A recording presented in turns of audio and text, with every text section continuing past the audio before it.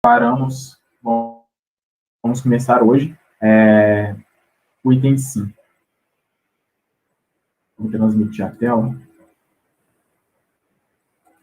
Seria para nós, João, por favor? Aí eu ia pedir para você começar a ler pelo 4, para a gente ter o entendimento completo do 5. Só para refrescar a memória do que a gente está falando. Vocês querem que aumente mais a tela? Ou assim, essa distância está boa? Para mim está bem. Ah, ótimo, então. Qualquer coisa só falar. Pode começar, João, por favor. A extinção da vida orgânica resulta na separação da alma em consequência da ruptura do laço fluídico que a une ao corpo. Essa separação, contudo, nunca é brusca. O fluido perispirítico só pouco a pouco se desprende de todos os órgãos, de sorte que a separação só é completa e absoluta quando não reste nem mais nenhum átomo do perispírito ligado à molécula do corpo. A sensação dolorosa que a alma experimenta no momento da morte é diretamente proporcional à soma dos pontos de contato existentes entre o corpo e o perispírito. E, por conseguinte, também a maior ou menor dificuldade que apresenta o rompimento. Assim, não há razão para dissimular que, conforme as circunstâncias, a morte pode ser mais ou menos penosa. São essas as diferentes circunstâncias que nos cumpre examinar. Estabelecemos, em primeiro lugar, e como princípio, os 4 e os seguintes casos, que podemos considerar como situações extremas dentro de cujos limites há uma infinidade de variantes. Se no momento em que se extingue a vida orgânica o desprendimento dos perispíritos fosse completo, a alma não sentiria absolutamente nada. Se nesse momento a coesão dos dois elementos estiver no auge de sua força, produz-se uma espécie de ruptura que reage dolorosamente sobre a alma. Se a coesão for fraca, a separação torna-se fácil e opera-se sem abalo. Se após a cessação completa da vida orgânica existirem ainda numerosos pontos de contato entre o corpo e o perispírito, a alma poderá ressentir-se dos efeitos da decomposição do corpo até que esse laço se desfaça inteiramente. Daí resulta que o sofrimento que acompanha a morte está subordinado à força adesiva que une o corpo ao perispírito. Que tudo que puder atenuar essa força e acelerar a rapidez do desprendimento torna a passagem menos penosa. E, finalmente, que se o desprendimento se operar sem dificuldade, a alma não se experimentará nenhuma sensação desagradável. Olha que interessante, hein? Isso aqui responde, inclusive, o que nós colocamos na semana passada, referente ao desencarne, né? E que normalmente os espíritas, o movimento espírita em si, gosta muito de opinar sobre o desencarne alheio, né? Como que foi, como que a pessoa vai estar após a morte, sendo que o Kardec ele vai estabelecer aqui muito claramente para nós, e isso é fantástico, né? Se não me engano, na tradução do João até está infinitas nuances, aqui na tradução do Kardec Pediatá. Estabelecemos inicialmente, como princípio, os 4 casos seguintes, que se podem ver como as situações extremas, entre as quais há uma quantidade de nuances. Ou seja, ele estabeleceu 4 tipos de casos, eu acho que podemos colocar como se fossem guias ou com fins didáticos para que nós entendêssemos como funciona o desencarne.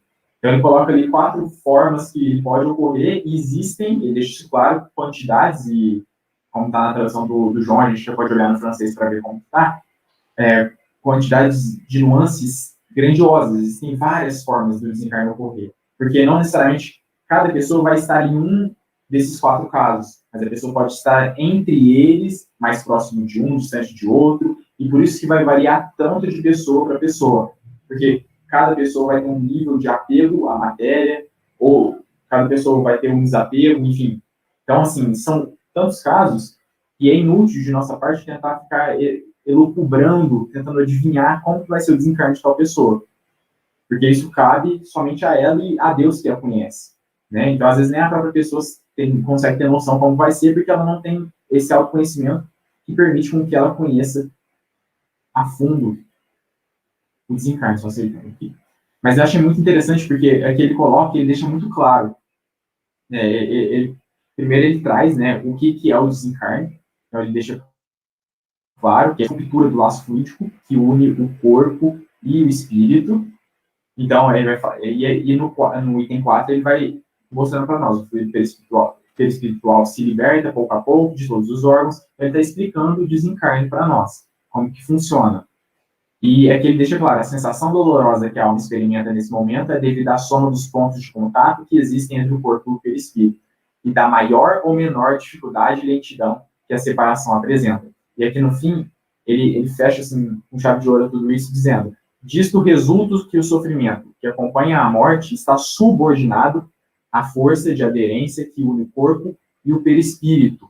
Então aqui ele está criando como se fosse uma razão, uma equação.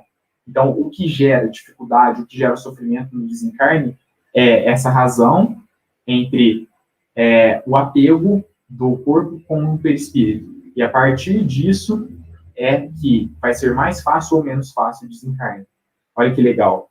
Aí ele continua que tudo que pode ajudar na diminuição dessa força e na rapidez do desprendimento torna a passagem menos penosa. Por fim, se o desprendimento se opera sem nenhuma dificuldade, a alma não experimenta nenhuma sensação desagradável. Então, olha que didático. Ele responde muito bem o que a gente colocou na semana passada. Então, vou abrir. Alguém quer comentar alguma coisa para nós que depreendeu aí desses dois itens? Eu não sei se eu já comentei nesse grupo. Eu comentei no grupo, não lembro se é nesse. Quando tinha palestras presenciais, o AME fazia no Pestalozzi, uma vez por mês, umas palestras. E eu fui numa, se eu não me engano, foi o Dr. Rodolfo que fez essa palestra. E disse que nem sempre a pessoa desencarna. Por quê? Porque se ela ficar presa ao corpo, ela não desencarnou, ela só morreu, ela faleceu. O desencarne se dá quando ela desprende do corpo. Eu achei muito interessante essa colocação, esse estudo.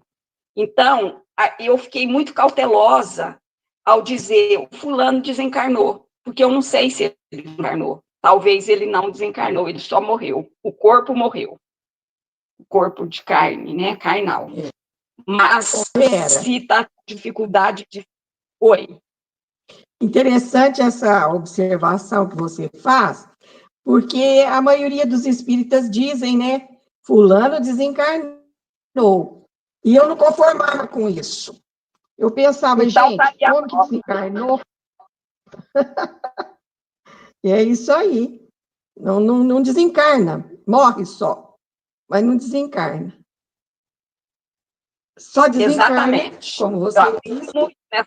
E outro ponto que uma oradora falou na terça-feira, uma entrevistada, aliás, que eu quero colocar para vocês, é a questão do perispírito ter órgãos. Ela falou isso umas 2 ou 3 vezes, ela afirmou. Só que Kardec deixa claro, muito claro, que o perispírito não tem órgãos. Não tem. Isso ele mostra na Revista Espírita, mostra no Livro dos Espíritos. Ele deixa muito claro que o perispírito não tem órgãos. Para Kardec, não tem. Só se tiver em alguma obra paralela, né? Que eu não vou nem comentar, para não ferir suscetibilidades, né?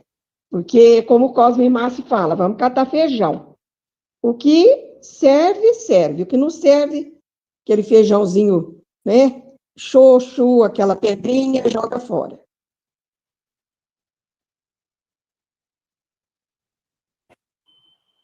Posso falar? Eu acho, assim, muito interessante, porque eu não tinha lido antes nada assim, conforme está colocado aqui, né? Que, a princípio, eu pensava assim, que a morte em si, ela não seria dolorida, a morte em si, né? E sim o sofrimento na carne devido a uma enfermidade, devido a um acidente, e que a dor viria em função do corpo físico. Uma vez que você é desligado, e entra aí também uma curiosidade que todos nós somos assistidos por uma equipe justamente nesse momento do desligamento desses pontos, né? Incluindo o laço fluídico, né? Que eu acho que é o principal. Então, eu estou mudando aqui, estou, né, acho que dando uma atualização no que eu pensava antes, no que eu sabia antes, mas que, enquanto há uma ligação mais forte, enquanto isso eu pensava, assim, em pessoas que sofrem, em plena saúde, né, que sofrem um acidente, ou até mesmo considerando a questão da Covid, né, que às vezes são pessoas que estão assim, no auge da saúde do corpo físico, e que existe ainda, que a gente sabe, é um resíduo, né, de energia vital que deveria ter sido gasto ao longo, né, da vida e que não foi gasto. Né? Isso eu estou fazendo um raciocínio assim, que é também um motivo que talvez prenda mais essa alma ou esse perispírito, né, ao corpo, eu não sei, acho que eu poderia dizer assim. Então, eu acho assim, bastante interessante, e considerar também que o mais próximo da morte que eu vivenciei foi minha sogra, e eu percebi, assim, que o coraçãozinho, porque ela morreu aqui em casa, e o coração dela foi enfraquecendo, ela foi ficando muito fraquinha. Ela praticamente morreu dormindo. Então, eu estava pensando aqui também, né, que o caminho para não sofrer tanto seria você viver aquilo que você foi destinado a viver, os anos que você foi, né, programado para viver, e é uma preparação assim diária para a morte, na questão do desprendimento, do materialismo, da abertura de consciência do que nós somos, por que estamos aqui. Olha só quanta coisa está assim, surgindo aqui desse texto. Esse texto realmente me deu um impacto, né? Porque eu achava que não havia dor depois da morte. Mas é bastante interessante. Ô, Vitor. Cadê o Vitor? Oi. Oi, ô, Vitor. Pode falar. Eu fiz um resuminho, eu não fiz total porque é muito longo, da Revista Espírita, de abril de 1859, o quadro da vida espírita. Posso ler? Pode, é pode interessante. Sim. Então, vamos lá. Revista Espírita, abril de 1859, quadro da vida espírita. A separação do espírito da morte não é brusca ou instantânea. Começa antes de cessar completamente a vida. O perispírito, laço semimaterial, não quebra instantaneamente. O espírito fica num estado de perturbação semelhante ao que ocorre no despertar. Os laços que ainda o prendem à matéria o tornam acessível a certas sensações que toma como sensações físicas. A duração desse estado de perturbação é variável. Pode ser de algumas horas ou vários meses. É necessário um certo tempo até familiarizar-se com sua nova maneira de perceber as coisas. É acolhido pelos amigos como se voltasse de penosa viagem. Mistura-se com eles, com os que o amam e com eles simpatizam. E então começa verdadeiramente sua nova existência. O envoltório semimaterial tem forma definida, limitada e análoga à do corpo físico. Mas esse corpo não tem os nossos órgãos e não pode sentir todas as nossas impressões. Percebe tudo pelo espírito, pois não é o olho que vê, mas o espírito. Dissipada a primeira impressão, ele se reconhece, as ideias pouco a pouco se aclaram e gradativamente volta à lembrança do passado, pois essa memória não vem à tona de repente. Só quando inteiramente desmaterializado, o passado se desdobra à sua frente e ele recorda sua última existência e depois das existências anteriores e também de suas passagens pelo mundo dos espíritos. Mas o que fazem nesse estado de erraticidade? Como vivem os espíritos? Não, como passam o tempo, é que eu voltei lá, que a visão é pouca aqui. Como passam o tempo, são os próprios espíritos que respondem. A vida espírita não é ociosa, é ativa, e todos têm ocupações que não são penosas.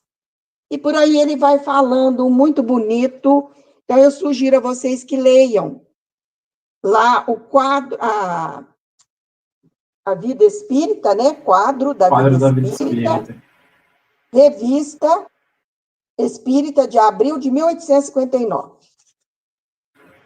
Muito interessante, Ana. Esse texto, na minha humilde opinião, é um dos que mais é um dos que Kardec mais trabalha o aspecto da erraticidade, ou seja, como é a vida do espírito após a morte. Porque ele não se dedica tanto em falar, por exemplo, como o André Luiz trouxe, né, nos seus textos, o ambiente que o espírito vive, ou as atividades ele até chega a falar, mas a constituição em si do mundo espiritual, nesse texto ele traça bastante esse aspecto.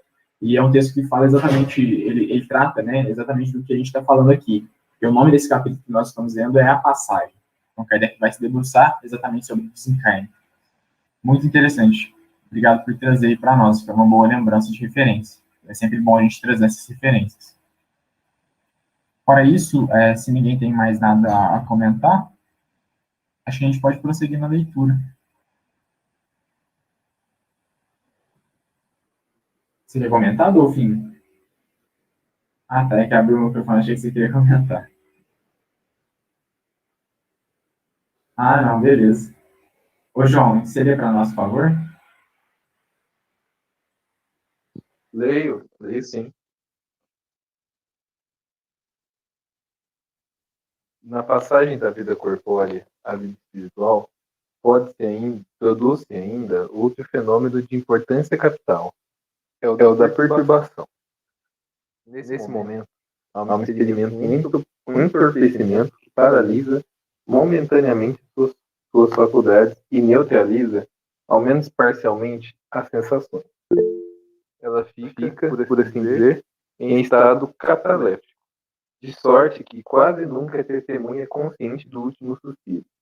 Dizemos que quase nunca, porque há um caso em que ela pode ter consciência, como veremos em breve. A perturbação pode, então, ser considerada como o estado normal no instante da morte. Sua duração é indeterminada. Ela varia de algumas horas a alguns anos. À medida que a perturbação se dissipa, a alma fica na situação de um homem que sai de um sono profundo. As ideias são profundas, são confusas, vagas e incertas. Vê como através de um nevoeiro. Pouco a pouco a vista clareia, a memória volta e reconhece a si mesmo. Mas esse despertar é bem diferente de acordo com os indivíduos. Num é calmo e propicia uma sensação deliciosa. Em outros, é cheio de terror e de ansiedade, e produz o efeito horrendo de um pesadelo. Muito interessante. O que eu gostaria de apontar nisso é porque eu, normalmente, desde quando eu estudei a perturbação, tanto no livro dos espíritos, como o Osmo Kardec vai falar sobre, ela sempre me trouxe uma sensação, ou quando mesmo ouvia alguém falar sobre o tema, uma sensação de que a perturbação era de ordem moral ou intelectual. O espírito sofria a perturbação por causa que ele estava num processo mental, tá? Eu vou usar termos que facilitem o entendimento, intelectualmente ele estivesse perturbado. No entanto, o que eu percebo aqui, na leitura e na minha interpretação desse parágrafo, e também, como se busca no livro dos espíritos, que essa perturbação não é de ordem intelectual nem moral, mas de ordem física. Ou seja, ocorre com os sentidos do espírito. Então, é o espírito que está sofrendo, eu estou usando o termo fisicamente, mas nem sei se ele é adequado nessa situação. O espírito sofre fisicamente, tanto é que o Kardec coloca ali, em estado cataléptico. Ou seja, é um estado, entre aspas, físico. Eu estou falando entre aspas, porque eu realmente não sei se seria um termo adequado nessas circunstâncias. Eu gostaria de saber, né, enfim, o que me chamou bastante atenção aqui foi isso, né, que essa perturbação, tanto que ele afirma, né, a perturbação pode não ser considerada como um estado normal, no instante da morte. E aí ela vai variar conforme o grau de evolução, mas não porque é algo mental, mas porque é físico, e aos poucos o espírito vai se recobrando. Esse finalzinho me lembra bastante, uma analogia simples, mas que me lembra bastante o que seria a perturbação, é aquele sono que a gente dorme às vezes à tarde. O sono da tarde costuma ser um sono bem pesado. Quando você acorda no sono da tarde, você abre assim, meio cambaleando, tá difícil de voltar. Me lembro bastante isso. Mas, assim, eu tenho, na minha interpretação, dentro desse parágrafo e também na leitura do livro dos Espíritos sobre essa parte, de que é algo físico e não intelectual como eu anteriormente entendia. Eu queria abrir aí para saber o que os amigos entendem. Mas isso foi o que me chamou a atenção. Vitor, né? Você falou, eu acho interessante, porque quando a gente dorme assim à tarde e fica nesse estado de perturbação, muitas vezes você pensa assim, nossa, você pensa que é de manhã, né? Que você já dormiu, já passou a noite, aí você custa falar, não, mas ainda não, eu nem dormi ainda a noite nem passou, não é mesmo? Fica mesmo isso aí, como você falou.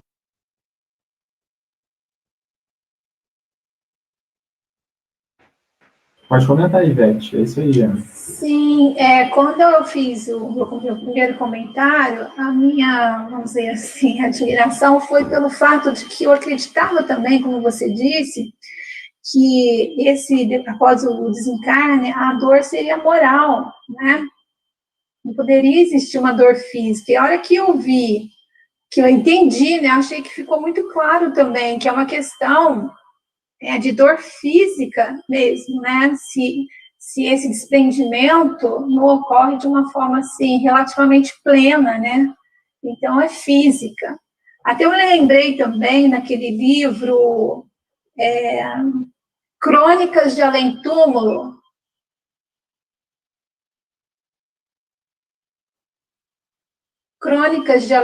acho que é do Humberto de Campos. E ele faz uma entrevista com a Mary Morrow. E ali eles conversam e ela está do lado do túmulo dela. Ela não se desprendeu, ela ficou por um tempo ali. E ele pergunta para ela quanto tempo que ela ficaria ainda. Ela diz que estava em recuperação, se mostrava assim bastante, já falou assim, eu me sinto doente, né? Se ainda sentia o corpo ruim, né?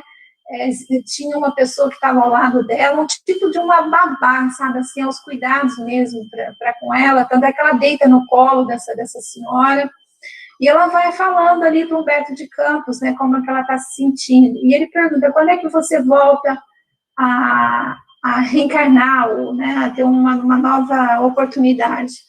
E ela disse que ali ela teria que refazer muitas coisas, pensar, refletir muito, né, do que foi a vida, mas que ela ainda demoraria um tempo naquela condição.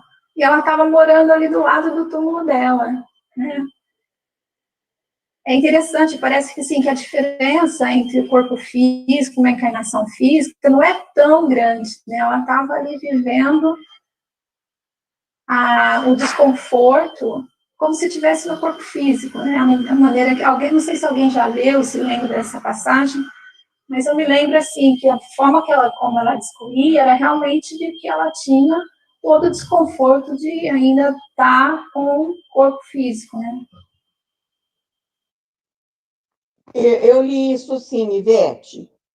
Eu li essa mensagem aí dela, né? E as condições que ela morreu, né? Misturou barbitúricos com bebida alcoólica, então foi uma condição assim, a gente não pode julgar, mas é uma condição que leva mesmo a um desprendimento mais demorado, né? Penso eu. Posso fazer uma pergunta? Vitor, Pode, claro. essa dor é a dor que a gente conhece, física, me cortei, doeu, ou é uma dor de confusão, de atordoamento, de não saber o que está acontecendo, porque é que diz que a gente não lembra do último suspiro. Então a gente não sabe se morreu, o que aconteceu. Então, porque quando a gente perde alguém, a gente sente dor, uma dor emocional, dói mais do que a física, não é? Mas não é uma dor física, é uma outra dor. Então, Kardec está se referindo a essa outra dor, né? Uma dor que não é essa do corpo material, mas a dor da confusão, não saber onde está, de estar perdido, né? Essa é igual uma pessoa descendo uma rua que desce todo dia e não saber que rua é aquela. Você vai para frente, para trás, é horrível. Percebem a pergunta? Como eu posso traduzir essa dor? Falei demais, perdão. Aí, no caso, você quer dizer sobre a dor do espírito, do cérebro. É porque que fala de uma dor, não é? Eu não entendo como sendo essa dor física.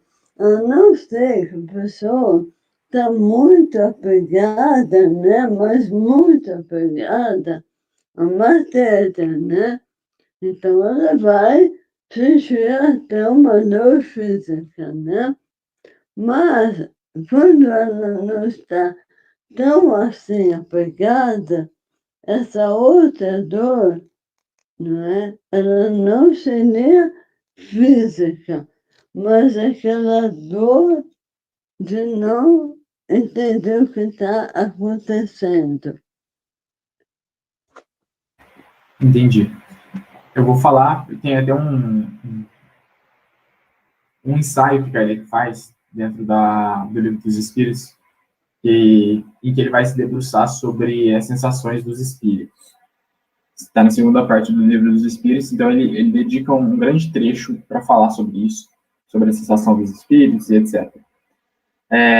Mas no caso, tratando especificamente, né, nesse recorte que nós estamos conversando, em que nós estamos falando sobre o desprendimento da alma do corpo, como que acontece a dor enquanto nós estamos encarnados? Por exemplo, vamos supor se alguém te dá uma picadinha, né? Vamos supor nós que estamos passando pelo processo de vacina aí, estamos sendo vacinados, você recebe a picadinha, sente uma dor muito leve, mas não é o corpo que sente a dor, é o espírito.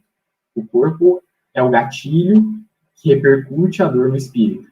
Então, a dor acontece no corpo, repercute no perispírito e vai ao espírito, como o Kardec bem tratou. A gente leu isso na semana passada, ele explicando isso para nós. Então, o espírito ele está sentindo a dor do corpo. No desprendimento, naquele que ainda está, e ele diz aqui, isso aqui em cima, aqui. Se depois da, vou até grifar aqui, se depois da cessação completa da vida orgânica ainda existirem inúmeros pontos de contato, ou seja, aqui ó, os pontos de contato entre o corpo e o perispírito, a alma poderá sentir os efeitos da decomposição do corpo até que o laço seja completamente rompido. Então, se ainda há ligação entre os dois, é a partir, no meu entendimento, tá, tô falando, é a partir daí que o espírito conseguirá sentir dor.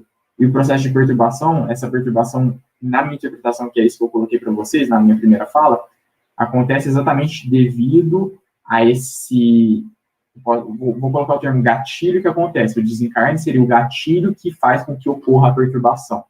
Então, o espírito sofre uma perturbação devido ao desencarne, que seria esse gatilho. Então, seguindo numa linha que eu estou propondo aqui através da minha interpretação, de que é através do corpo como gatilho, como princípio, que faz com que ocorra essa dor no espírito.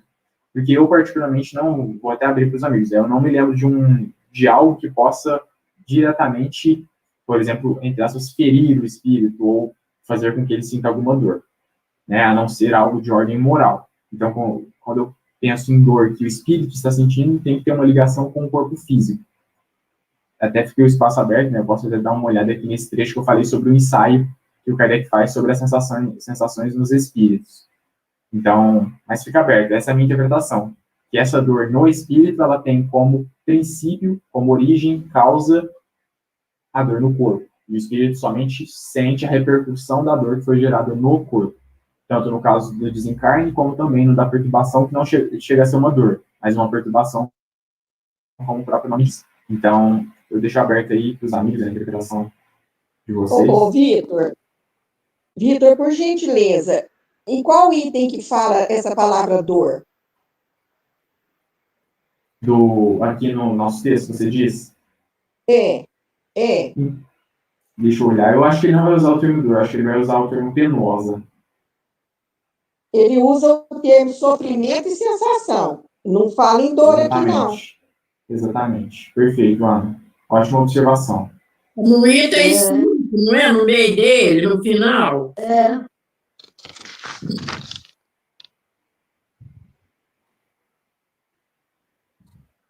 Aí, vamos encontrar. Mas ele fala sobre sensação. Por isso que a gente está trabalhando nesse sentido.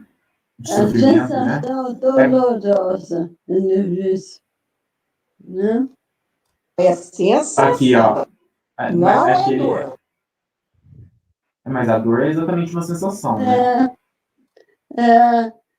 Aqui, ó. Aqui, dor física mesmo. Aqui ele vai dizer, ó, por exemplo, no segundo caso que ele dá, se há uma coesão com toda a força, ou seja, o espírito está muito ligado ao corpo, o perispírito está muito ligado ao corpo, produz uma espécie de dilaceramento que reage dolorosamente sobre a alma. Então, acho que isso casa exatamente com a linha de raciocínio que eu pensei, né, que Kardec está trabalhando na minha interpretação, de que o corpo serve como gatilho. Então, ele diz, reage. Então, ele reage dolorosamente sobre a alma, o dilaceramento. Porque está acontecendo desencarne ali, e esse sofrimento, né, a gente já está dando um termo dor, mas a Ana foi astuta em apontar para nós que ele não trabalha diretamente com o termo dor, ele coloca sofrimento, a gente pode até olhar aqui, sensação desagradável, ele usa no final, mas enfim, sensação, que é a nossa ideia. É uma sensação penosa, uma sensação desagradável, a gente poderia trabalhar nesse termo que está mais adequado ao que o texto está dizendo. De qualquer maneira, eu acho que a pergunta da Lucélia, ela permanece nesse sentido. Vamos, por exemplo, se a gente trocar o termo dor por sensação desagradável ou sensação penosa. Mas, enfim, pode falar, Dolfim, que seria isso que eu interpretei aqui.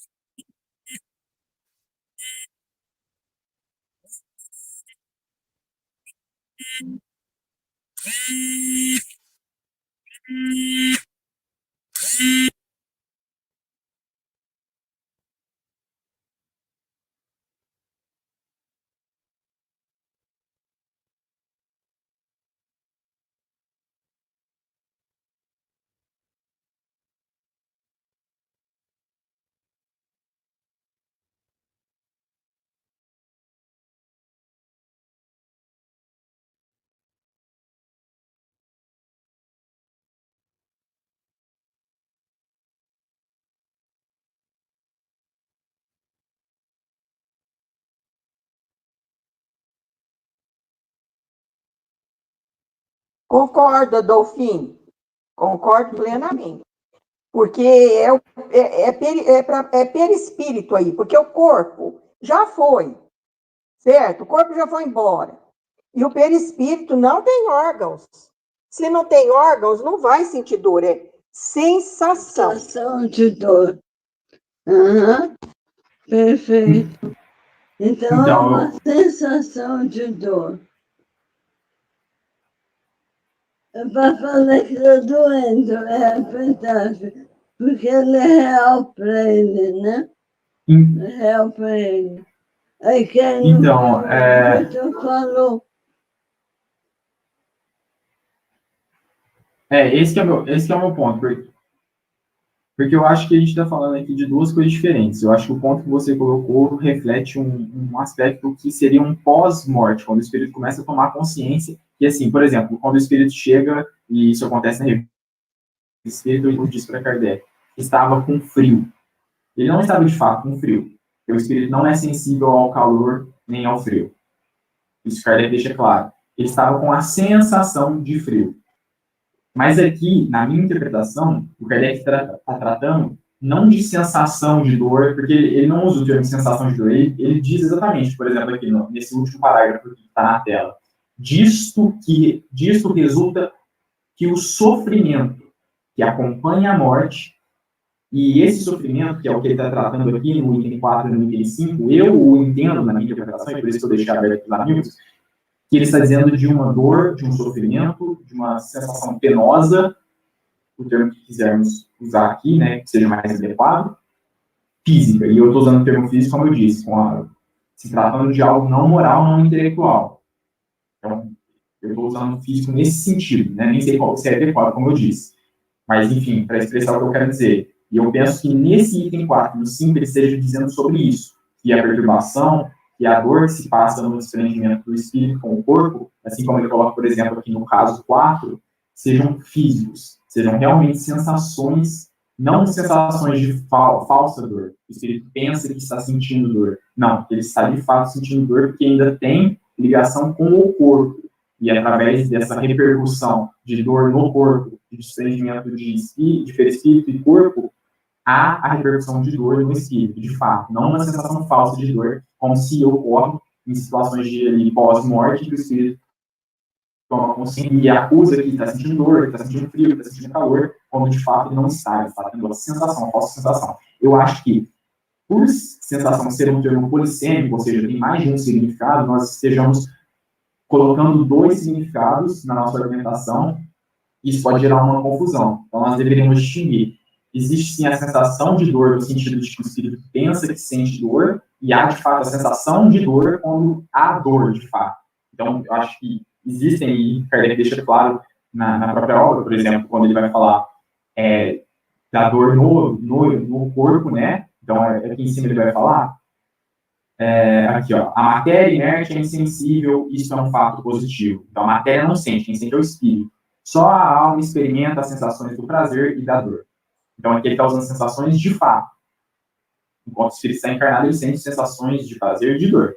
Porque há uma repercussão no espírito. Ele não está pensando que ele está sentindo como uma ilusão. Não, ele está sentindo de fato. E há também a falsa sensação, como no exemplo que eu dei, que se passa na revista espírita, em que o espírito tem uma sensação no sentido de uma ilusão de que ele está sentindo frio, quando ele não está de fato. Não há uma repercussão no espírito que faça com que ele sinta frio. eu não sei se eu me fiz claro, mas eu estou tentando fazer uma distinção entre termo e sensação para que não haja uma confusão, porque na minha visão, ele está usando aqui com esse sentido que eu apresentei, o último sentido. Não, o primeiro sentido, que de fato a dor. Então, a perturbação e o desprendimento do espírito, do perispírito com o corpo, como uma dor, como um sofrimento físico, né? E usando físico naquele sentido que eu coloquei para vocês. Eu concordo com você, Vitor. Eu acho que a partir do momento que está falando a questão do desprendimento, se o espírito ainda está ligado ao corpo, né? Não se desprendeu totalmente. Então, sim, também acredito que seja a sensação, não a sensação, mas a dor física mesmo, né? Porque o Kardec, ele está falando assim também, que enquanto existir um átomo entre o perispírito e o corpo, está acontecendo ainda uma conexão, né? Se ele está falando que está havendo uma conexão, então o espírito, de certa forma, no grau menor, está ligado ao corpo, sentindo ainda dor. Ainda nossa.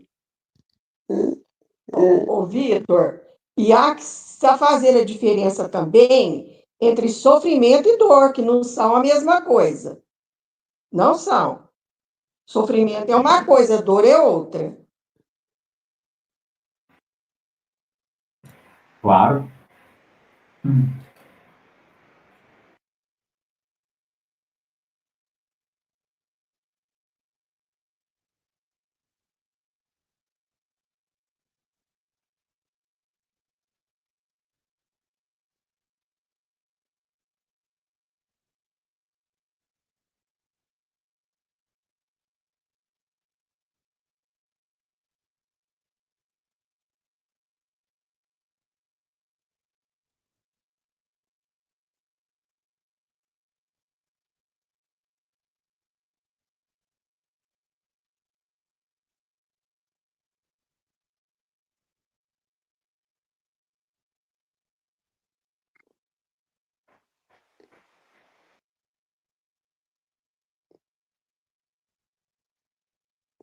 É o que eu falei na pergunta.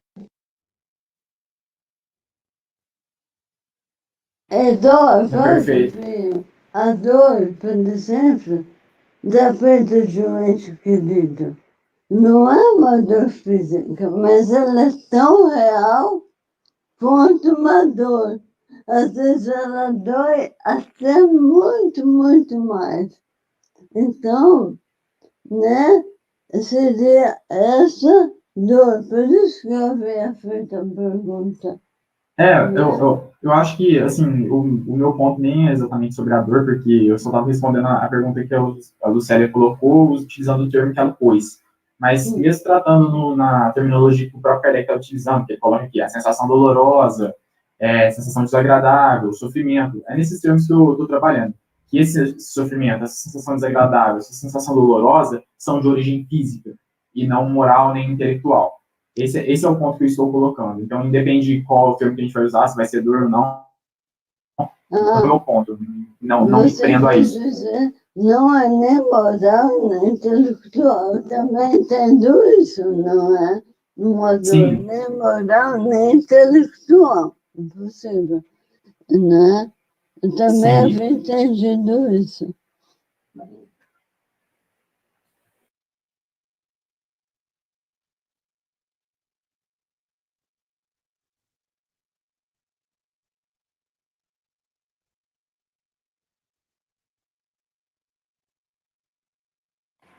Perfeito. Que foi o que eu coloquei. Exatamente, uma pergunta do Livro dos Espíritos, em que Kardec questiona assim, na hora que o espírito vai encarnar, há uma perturbação semelhante à da morte? E os espíritos respondem sim, e muito maior. Porque quando ele desencarna, ele está saindo da escravidão. Quando ele encarna, está entrando para ela. Eles respondem dessa maneira. Então, eu entendo que a perturbação, como a gente se fala, e por isso que eu coloquei esse contraponto, porque antes eu pensava que essa perturbação era moral. E por isso eu atrelava a evolução espiritual com a menor perturbação. Essa razão existe de fato. Quanto mais evoluído o espírito, quanto mais entendido ele é, menor a perturbação. Mas não porque é uma perturbação moral, intelectual, mas porque ele tem com mais rapidez entendimento da situação que ele está passando. Então ele percebe com mais rapidez e isso faz com que ele saia daquele estado mais rápido, que é um estado físico e não moral. A perturbação ocorre de maneira física, assim como na hora de encarnar. Esse é o ponto que eu quis colocar, entendeu? Então, o ponto que eu gostaria que vocês pensassem aí é o seguinte: como o perispírito não tem órgão, veja bem, o perispírito não tem órgão. Daí a sensação de dor, não a dor em si, mas uma sensação de dor, pelo fato do perispírito não ter órgão. Aí você está falando no momento da perturbação e do desprendimento do corpo e do perispírito, Ana? É, exatamente. Exato. Esse é o ponto que nós estamos colocando. Mas o corpo já está morto. É só o perispírito que não desprendeu. O corpo já está morto, o corpo já não está mais transmitindo para o perispírito. Então, mas o perispírito. Então, às vezes começa até antes aqui. Eu li aqui, ó, começa até antes, às vezes. Por isso que eu estou falando. O corpo já está lá, morto. Estado catalético, certo? Só que o corpo já não está mandando mais para o perispírito, como intermediário, aquela sensação de dor, que o corpo material já foi. Vocês entenderam? Você entendeu o meu questionamento?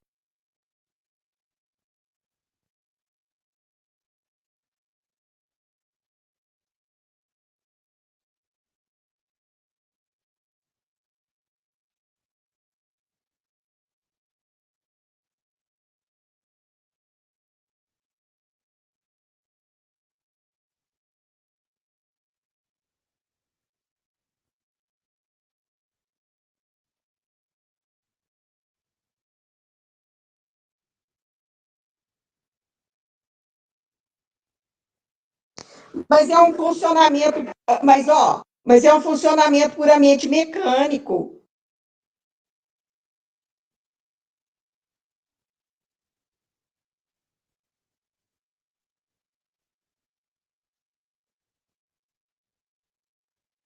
Não, mas está desencarnado. Mas está desencarnado. Só tem aquele restinho ali. Bom, eu penso assim, né?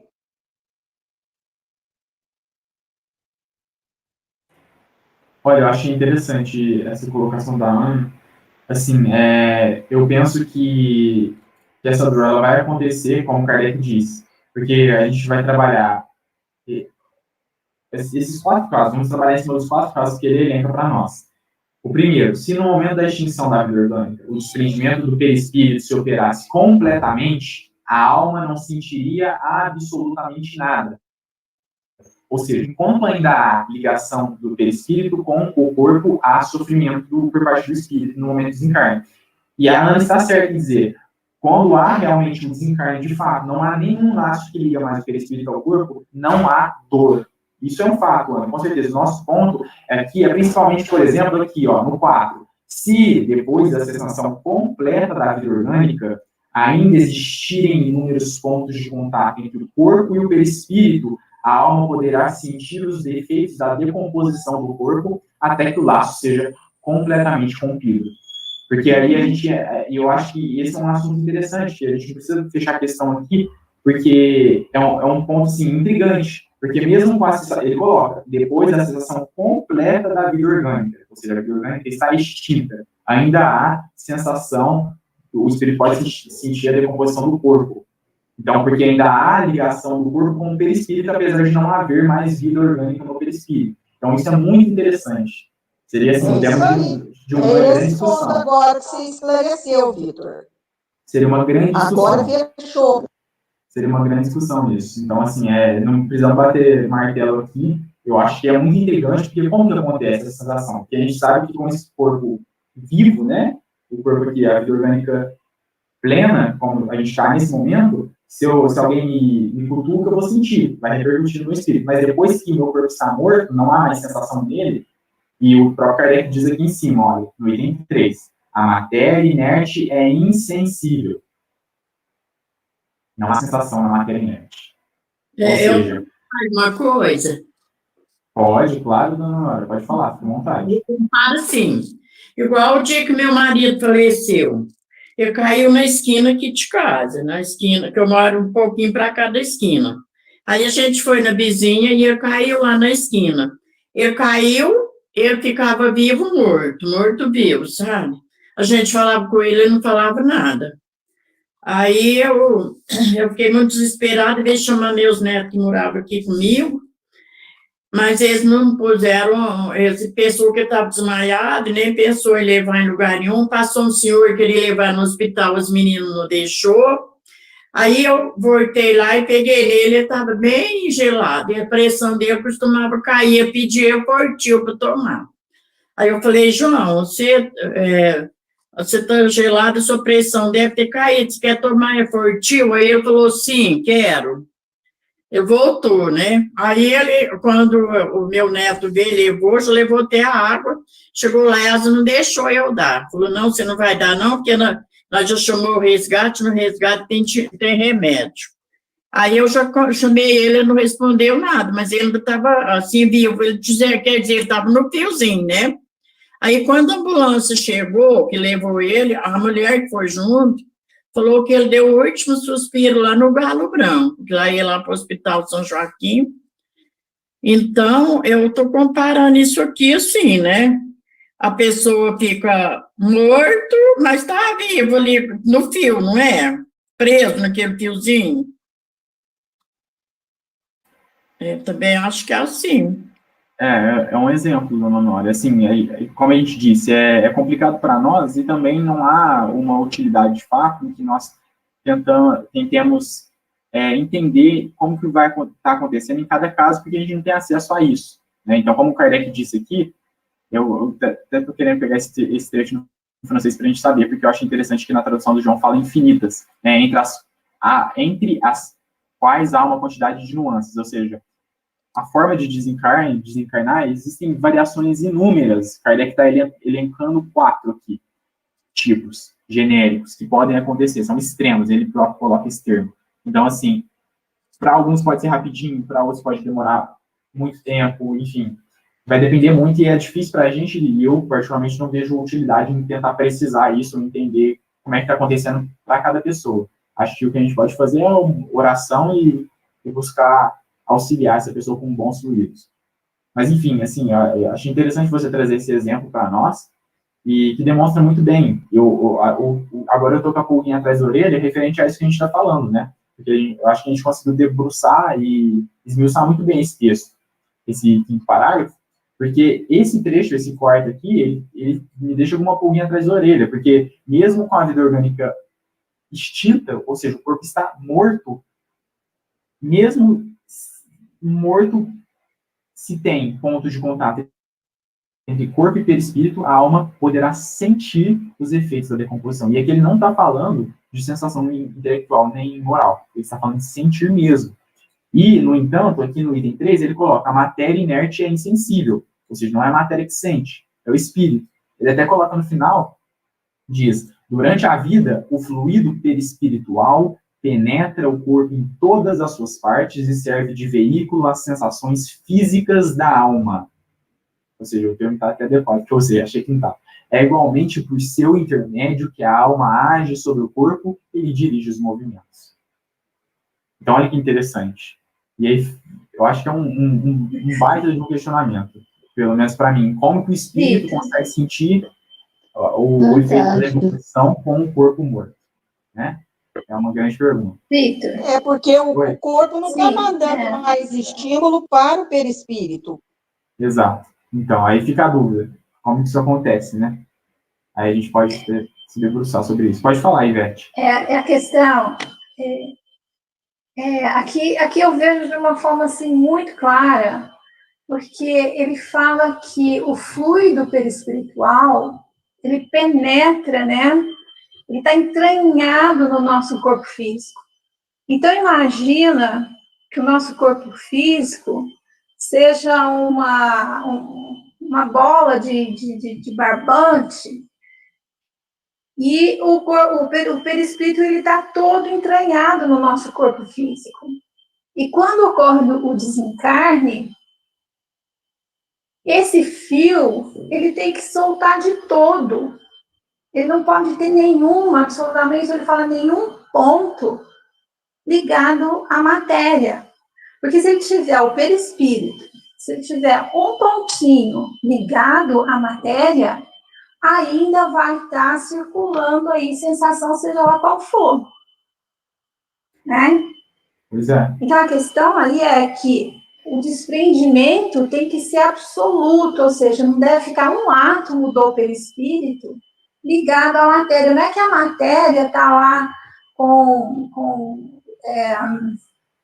vamos dizer, transmitindo, né? Mas é a ligação do perispírito ainda na matéria é que causa esse efeito. Na verdade, o perispírito ele sente, mas, quer dizer, ele é um veículo que passa para a alma. Na verdade, eu acredito assim, seja um intermediário. Mas como é ele que está entranhado na nossa matéria, no nosso corpo físico, ele precisa desprender de todo, que seja, que fala em pontos, né, que seja um ponto que esteja ligado. E pensando nisso aqui, né, ouvindo vocês aí, o que veio aqui é a questão, assim, da cremação. Porque nós não temos a mínima condição de determinar se uma pessoa está com desprendimento pleno, está com meio desprendimento, está com nenhum desprendimento, né? E aí você crema. Então, eu acho, assim, também um tema bastante delicado, já que, se isso realmente ocorre, se você tiver um ponto do perispírito, do fluido perispiritual ligado à matéria, esse perispírito vai estar passando, assim, porque eu acho assim, que o perispírito passa para a alma, por isso que é a alma que sente, né? Então, é isso que eu queria colocar, mas eu vejo assim, que está de uma forma muito clara. Não tenho dúvida de que realmente é uma transmissão física, caso o fluido perispiritual ainda exista na matéria, no corpo físico. Eu vi assim. Eu penso que o corpo morto, inerte, ele não emite mais impulso para o perispírito. Só que o perispírito é que está tendo essa sensação, porque ele ainda não se desligou completamente. Mas o corpo já não está mandando mais estímulo para ele, certo? Esse é o ponto que eu acho que é chave. Sim, sem dúvida. No caso você está correta, o corpo está lá. E no caso da cremação, o Leon Denis fala que tem que esperar 72 horas. Eu não sei se hoje eles esperam esse prazo de 72 horas para cremar. Vocês sabem? Eu não sei se esperam tudo isso. Eu acho até, a minha sobrinha Maria disso que a gente está vendo aqui, eles levou para cremar, mas eles falam que deixou. Diante do que a gente está vendo aqui, diante do que a gente está estudando aqui, nós não temos, ninguém tem condição de definir qual é a condição do desprendimento do indivíduo que está desencarnado. Então, que seja 78, que seja 4 dias, 5 dias, isso a gente não tem como definir essa condição. Então, para mim, ela é absolutamente, assim, sem indicação. Porque não é questão aí de 1, 2, 3 dias. É a questão da condição em que aquele indivíduo desencarnou. A gente não sabe. E dentro do plano que a gente está, né, no planeta Terra, a nível de evolução, a gente sabe que a maioria dos desencarnes, esse desprendimento, ele não deve ocorrer de uma forma plena, ou a maioria não é de forma plena. É quase certo que é uma grande maioria em que é demorado esse fluido, né, do perispírito, ceder, sabe, e pronto, não ficou nenhum ponto ali. Então, acho que demora um tempo, sim. Então, é um caso para a gente estar pensando muito, refletindo bastante. Eu acho interessante essa discussão. Tem até esse ponto que eu grifei aqui, que Kardec coloca: após a morte, estando o corpo separado da alma, ele pode ser impunemente mutilado, pois não sente nada. Ou seja, se há separação do corpo e da alma, não há repercussão de sensação. Estando a alma isolada dele, não recebe nenhum dano da desorganização deste último. Ela tem suas sensações próprias, cuja fonte não está na matéria sensível, ou seja, a alma também tem suas próprias sensações. Mas, enfim, é um tema aí que precisaria de muito mais tempo que o que nós temos agora, inclusive o nosso tempo já passou. Sobre essa questão da cremação, o Cosme Massa, ele responde de uma maneira muito interessante, e eu concordo com ele. Pensemos logicamente, se o espírito está ali apegado, o desprendimento não ocorreu por completo ainda, e ele está sentindo os efeitos da decomposição do próprio corpo, é preferível que se creme de uma vez por todas, e o sofrimento é mais rápido do que ele ficar ali sofrendo com a decomposição do corpo, né, que vai ser muito mais demorado. Então, se esse for o objeto do debate, eu acho que essa seria uma resposta interessante, né? Não que ela mate a questão de vez, mas é uma resposta que me interessa e me chama a atenção. Mas, enfim, vamos deixar esse debate para a semana que vem. Pode comentar, Ana, e aí a gente finaliza. Essa questão das 72 horas é no problema do ser, do destino e da dor, do Leon Denis. Sim, eu lembro dele falar isso. A minha grande dúvida é de onde ele tirou isso, né? Qual é a fonte que ele utiliza para usar esse tempo, etc. O doutor Novelino falava para nós que leva 6 meses, assim, sepultado na terra. Leva 6 meses para decompor. Entendi. São, assim, dados que seriam importantes que se tivessem uma fonte, um bom fundamento, né? Que os colocassem como não era o... O doutor Novelino era médico, né? Ele falava como médico. 6 meses para decompor. Entendi. Isso é muito interessante. Então, assim, vamos deixar mais para esse debate que está tão bom, a gente continua na semana que vem. O Adolfinho, se quiser continuar aí conosco, está super convidado, será muito bem recebido, né? Os comentários sempre são muito pertinentes. E, José Maldo, você faz a prece para nós, para a gente finalizar? Por favor.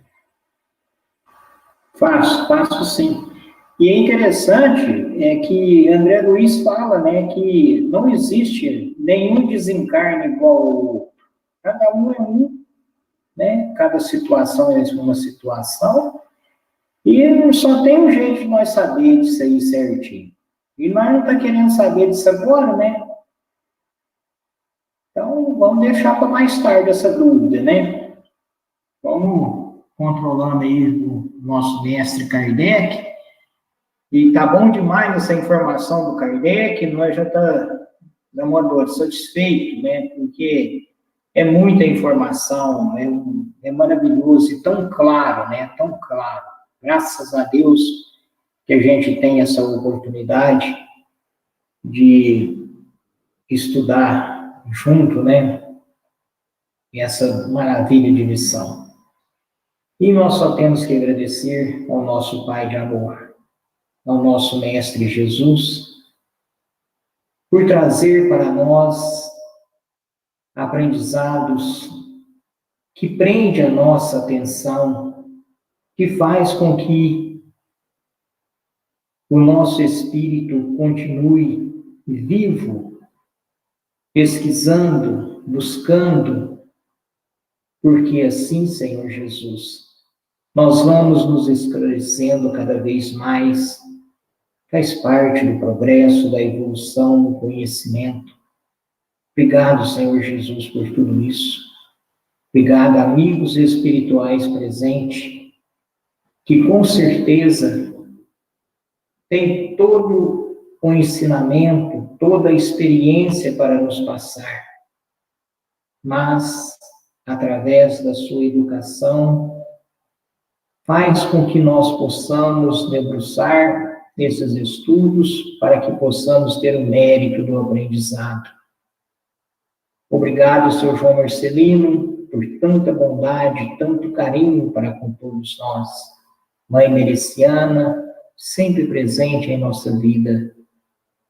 E esse momento em que o nosso grupo se reúne em Jesus, e em Jesus nós pedimos para os nossos irmãos que estão enfermos, irmãos, junto com as suas famílias, alguns entram em desespero, mas a esperança pode acalmar todos eles através do amor do Cristo, e que a paz do nosso amigo Jesus faça com que nós tenhamos uma noite tranquila, serena, e que possamos continuar esse aprendizado no plano espiritual. Muito obrigado, Senhor.